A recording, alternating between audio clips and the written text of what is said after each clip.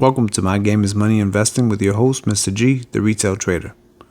Welcome to episode number 11. And today we're basically looking into an article I found on Seeking Alpha, kind of describing our current situation in the stock market. S&P 500 bear market phase 1 completed. Here's what comes next. This article is by Damir Tukik, and just going to jump right into it. Of course, quick disclaimer, I'm not a financial advisor, but these videos are for entertainment purposes only. Again, just wanted to find something that really kind of describes the market we're in right now. One, you shouldn't be discouraged with the downtrend. If anything, look at these as an opportunity to buy into some stocks at a discount. So again, treat it as an opportunity. Again, I'm not a financial advisor. You need to do your own due diligence. Jumping right into the article.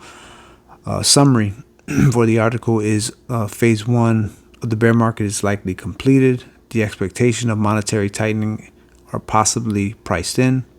Whether the bear market continues depends on whether the recession follows. I've been publicly bearish on the S&P 500 since March 2025. Since March 25th, and since the SPY is down 9 to 10%, the bearish thesis is fairly simple. The Fed's aggressive monetary policy is likely to cause a recession and consequently a bear market. Specifically, every Fed tightening cycle since 1945 caused a recession, with 3 soft landing exceptions, which I don't think will apply in the current case. However, I also analyzed that all 10% plus S&P 500 drawdowns since 1986 and concluded that there are really 3 major triggers that cause sell-offs, and the full bear market actually comes in 3 phases. 1, the expectation of Fed's monetary tightening.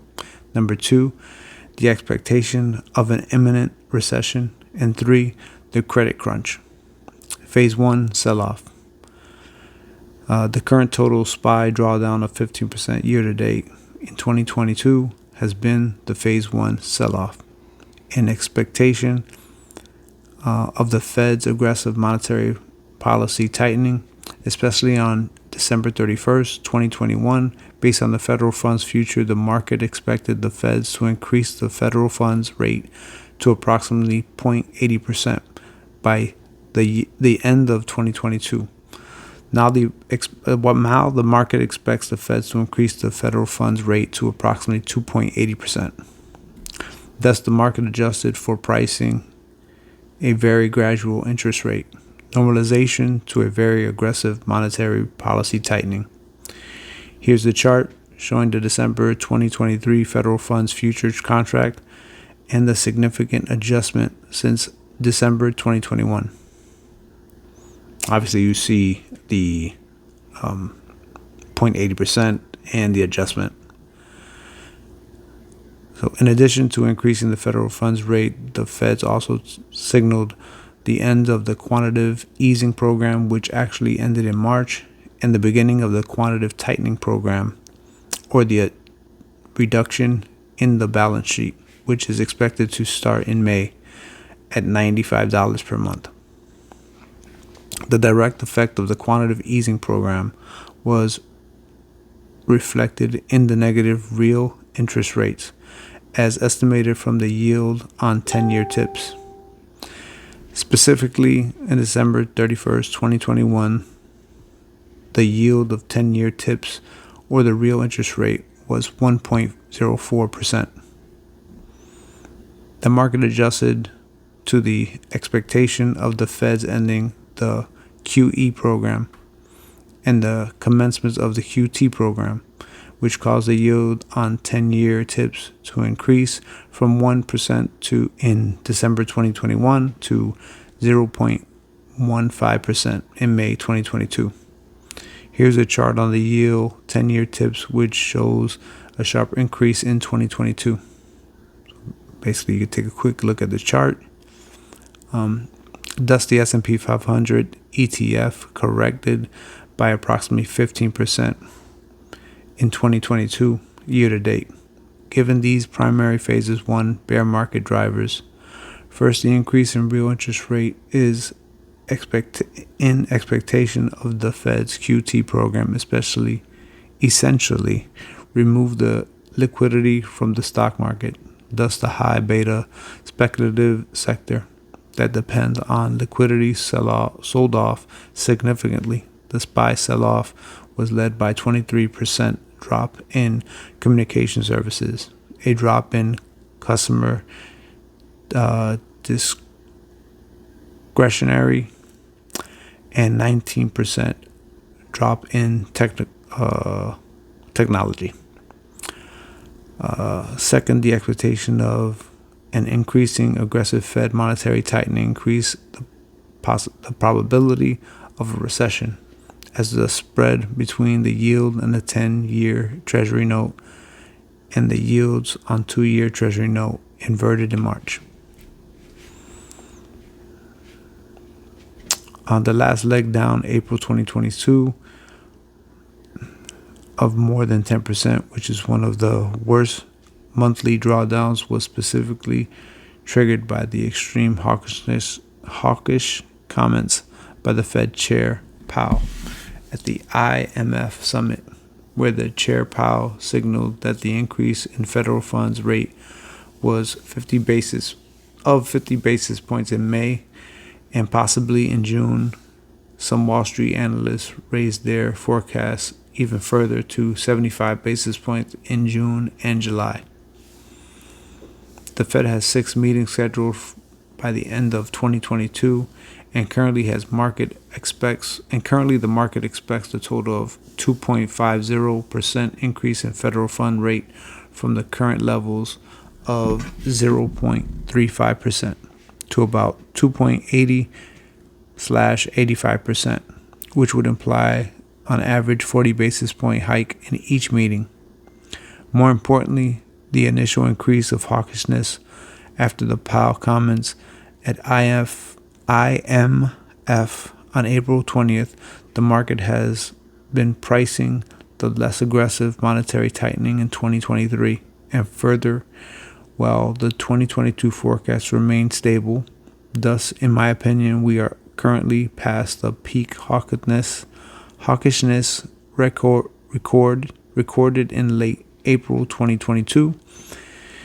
In support, the inflation expectation as proxy by the 10-year break-evens also peaked in late April and remained below the 3% level.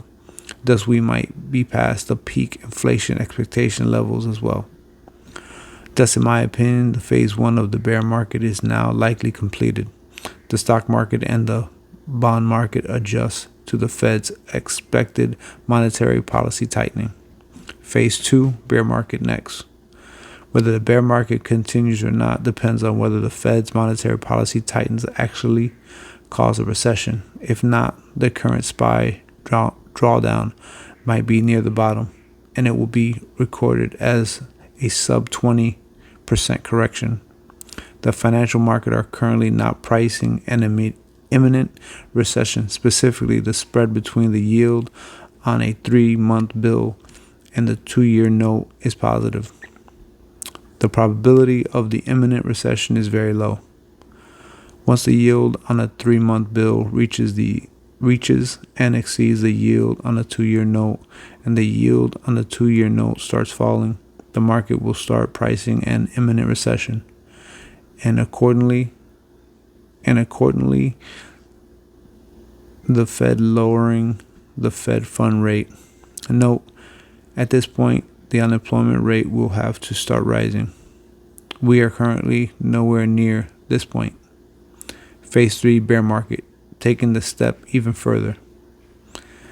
The total drawdown will depend on how deep and severe the actual recession is. The recession of 1990 was very mild, and the total drawdown was less than 20%.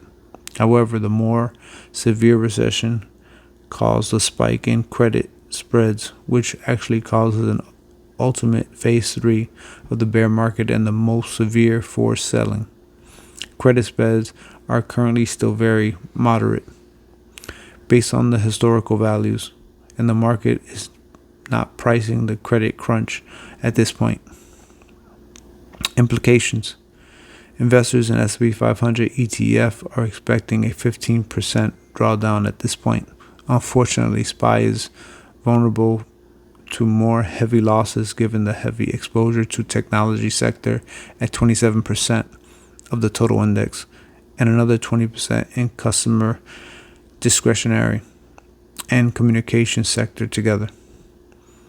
That's nearly 6% of the index. However, in my opinion, the phase one of the bear market is completed. Thus, investors who fail to sell should probably hold on and wait for an opportunity to sell at a higher level, or whether to sell at all. It really depends on whether the actual recession follows and whether the recession is deep enough to cause the credit crush.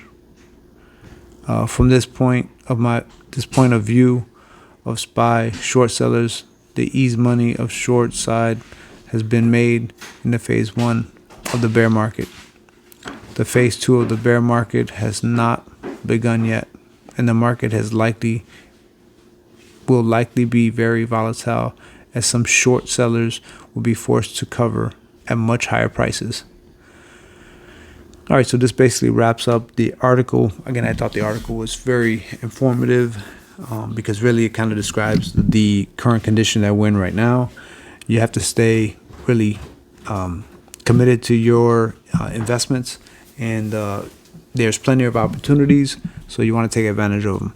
Again, hope you enjoyed the video. Please hit the like, subscribe, notification bell, and leave a